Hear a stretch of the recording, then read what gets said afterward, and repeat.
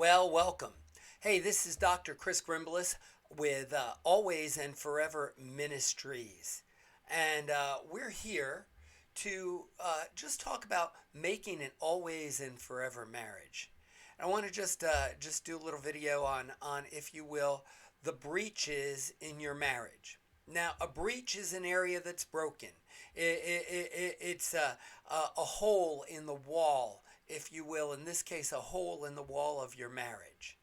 And I just wanted to talk about those breaches because we all get them at some point or another. The Bible says in 2 Kings chapter 12 and verse 5, "Let the priest take it to them, every man of his acquaintance, and let them repair the breaches of the house, wheresoever any breach shall be found." Now, let me put it this way.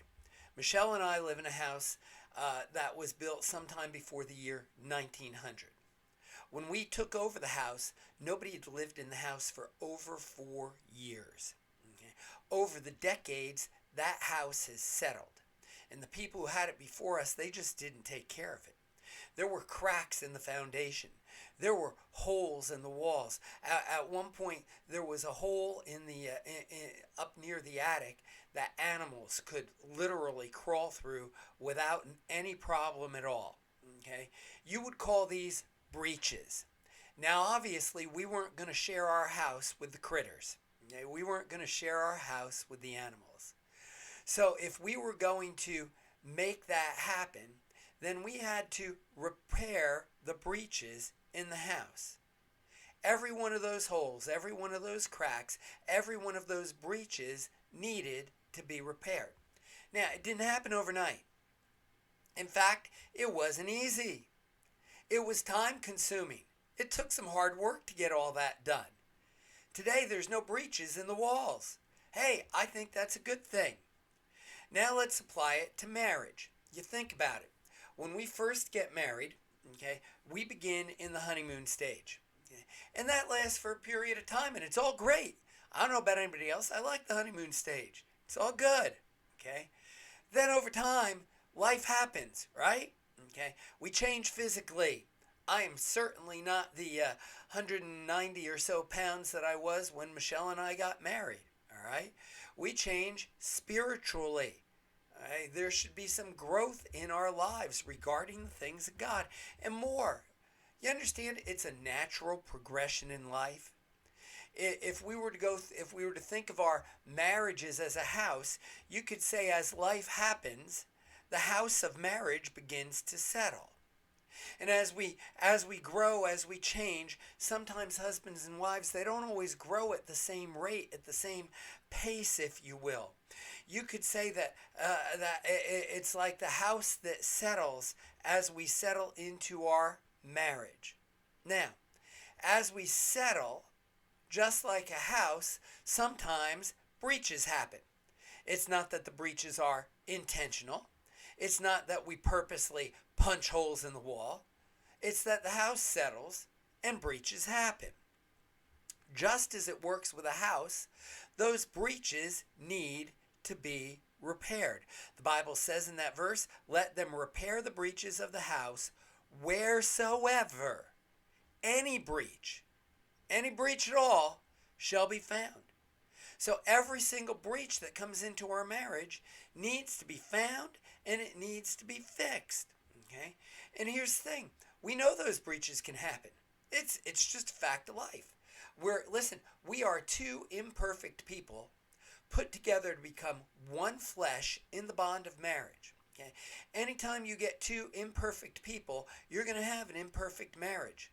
The house is going to settle. There's going to be an occasional breach. Okay?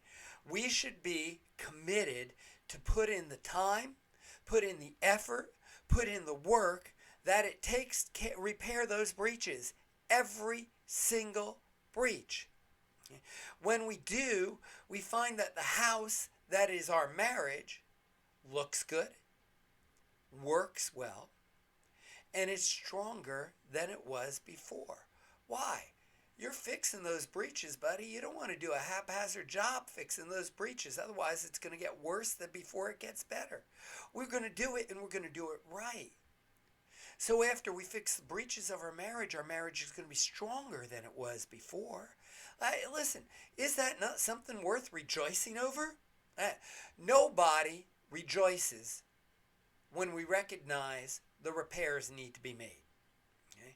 But we often rejoice when the fix is completed and when the house is not only secure but in better shape than it was when you started. Okay?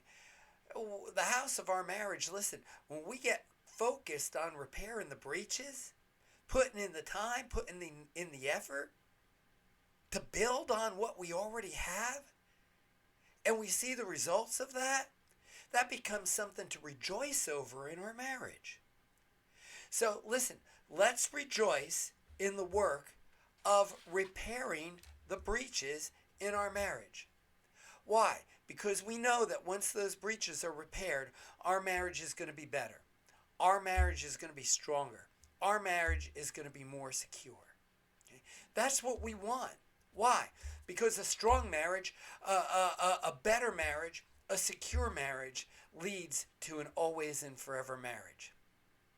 Don't waste time fussing. The Bible says, let not the sun go down on your wrath. Don't waste time complaining about the breaches. Make the effort. Take the time to repair the breaches. Rejoice in doing it, and you'll find yourself with a better, stronger, healthier marriage. Just a minute to help you to make an always and forever marriage. If you want more information on us, you can go to alwaysforeverministries.com. There's all sorts of, I said that wrong, alwaysforeverministries.org.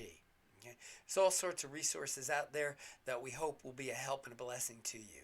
In the meantime, think about the breaches. Think about putting in the time and the work to make them better, and then rejoice.